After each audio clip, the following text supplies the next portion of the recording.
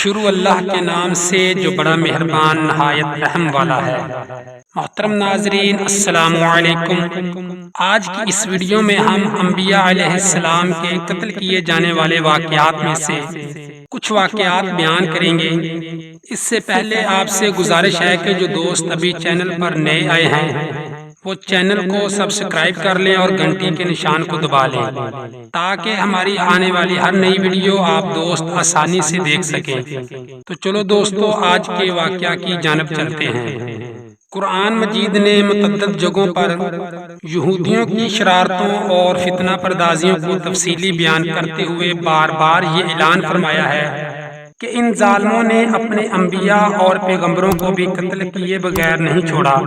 چنانچہ ارشاد فرمایا کہ ان الذين يكفرون بآيات الله ويقتلون النبيين بغير حق ويقتلون الذين يأمرون بالقسط من الناس فبشرهم بعذاب أليم۔ وہ جو اللہ کی آیتوں سے منکر ہوتے اور پیغمبروں کو ناحق شہید کرتے اور انصاف کا حکم کرنے والوں کو قتل کرتے ہیں، انہیں خوشخبری دو دردناک عذاب کی۔ حضرت ابو عبیدہ بن جراح رضی اللہ تعالی عنہ سے روایت ہے کہ نبی اکرم صلی اللہ علیہ وآلہ وسلم نے ارشاد فرمایا کہ یہودیوں نے ایک دن میں 45 نبیوں اور 170 صالحین کو قتل کر دیا تھا جو ان کو اچھی باتوں کا حکم دیا کرتے تھے۔ چنانچہ حضرت یحییٰ علیہ السلام اور حضرت زکریا علیہ السلام کی شہادت بھی اسی سلسلے کی کڑیاں ہیں۔ ابن عساکر نے المستقصیٰ فی فضائل الاقصیٰ میں حضرت یحییٰ علیہ السلام کی شہادت کا واقعہ اس طرح تحریر فرمایا ہے کہ دمشق کے بادشاہ حداد بن حدار نے اپنی بیوی کو 3 طلاقیں دے دی تھیں۔ پھر وہ چاہتا تھا کہ بغیر حلالہ اس کو واپس کر کے اپنی بیوی بنا لے۔ اس نے حضرت یحییٰ علیہ السلام سے فتویٰ طلب کیا تو آپ نے فرمایا کہ وہ اب تم پر حرام ہو چکی ہے۔ اس کی بیوی کو یہ بات سخت ناگوار گزری تو وہ حضرت یحییٰ علیہ السلام کے قتل کے در پہ ہو گئی۔ چنانچہ اس نے بادشاہ کو مجبور کر کے قتل کی اجازت حاصل کر لی۔ حضرت یحییٰ علیہ السلام مسجد جبرون میں نماز پڑھ رہے تھے، بحالت سجدہ ان کو قتل کرا دیا اور ایک تشت میں ان کا سر مبارک اپنے سامنے منگوایا، مگر کٹا ہوا سر اس حالت میں بھی یہی کہتا رہا کہ تو بغیر حلالہ کرائے بادشاہ کے لیے حلال نہیں، اور اسی حالت میں اس پر خدا کا یہ عذاب نازل ہو گیا۔ وہ عورت سر مبارک کے ساتھ زمین میں دھنس گئی۔ یہودیوں نے جب حضرت یحییٰ علیہ السلام کو قتل کر دیا تو پھر ان کے والد ماجد حضرت زکریا علیہ السلام کی طرف یہ ظالم لوگ متوجہ ہوئے کہ ان کو بھی شہید کر دیں، مگر جب حضرت زکریا علیہ السلام نے یہ دیکھا تو وہاں سے ہٹ گئے اور ایک درخت کے شگاف میں روپوش ہو گئے۔ یہودیوں نے اس درخت پر آرا چلا دیا۔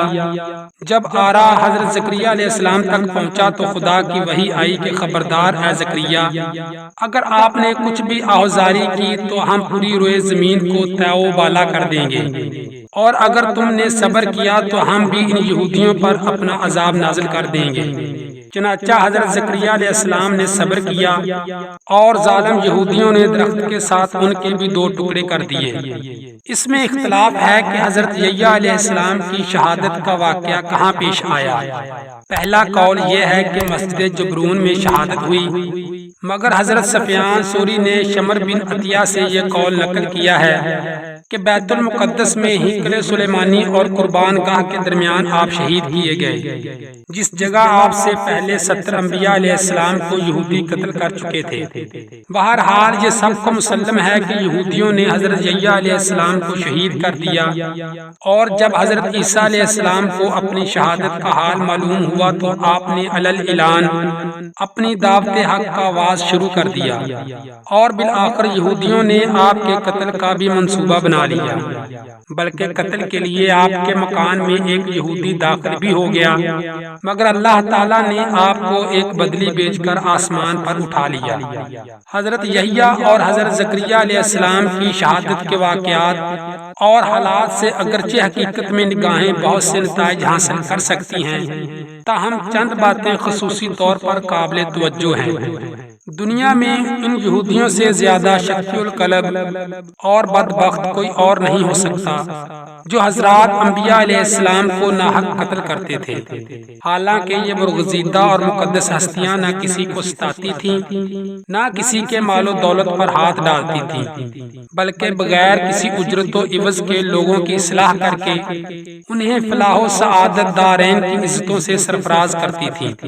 چنانچہ حضرت ابو عبیدہ بن جراح رضی اللہ تعالی عنہ نے حضور صلی اللہ علیہ وآلہ وسلم سے دریافت کیا کہ قیامت کے دن سب سے بڑے اور زیادہ عذاب کا مستحق کون ہوگا؟ تو آپ صلی اللہ علیہ وآلہ وسلم نے ارشاد فرمایا کہ وہ شخص جو کسی نبی کو یا ایسے شخص کو قتل کرے جو بلائی کا حکم دیتا ہو اور برائی سے روکتا ہو۔ بہرحال ظالم یہودیوں نے اپنی شقاوت سے خدا کے نبیوں کے ساتھ جو ظالمانہ سلوک کیا اور جس بے دردی کے ساتھ ان مقدس نفوس کا خون بہایا، اقوام عالم میں اس کی مثال نہیں مل سکتی۔ اس لیے اللہ تعالیٰ نے اپنے قہر و غضب سے ان ظالموں کو دونوں جہان میں ملعون کر دیا، لہٰذا ہر مسلمان پر لازم ہے کہ ان ملعونوں سے ہمیشہ نفرت و دشمنی رکھے۔ بنی اسرائیل چونکہ مختلف قبائل میں تقسیم تھے، اس لیے ان کے درمیان ایک ہی وقت میں متعدد نبی اور پیغمبر مبعوث ہوتے رہے، اور ان سب نبیوں کی تعلیمات کی بنیاد حضرت موسیٰ علیہ السلام کی کتاب توریت ہی رہی، اور ان سب انبیاء کرام علیہ السلام کی حیثیت حضرت موسیٰ علیہ السلام کے نائبین کی ہی رہی۔ علماء کرام کو اپنی زندگی کی آخری سانس تک حق پر ڈٹ کر اس کی تبلیغ کرتے رہنا چاہیے، اور حق کے معاملہ میں اپنی جان کی بھی پرواہ نہیں کرنی چاہیے۔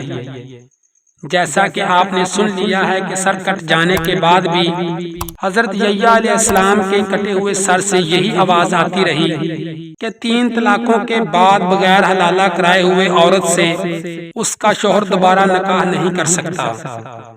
اللہ تعالی ہم سب کو عمل کرنے کی توفیق عطا فرمائے، آمین۔ امید ہے یہ ویڈیو آپ کو پسند آئی ہوگی۔ پسند آنے کی صورت میں ویڈیو کو لائک اور شیئر ضرور کریں۔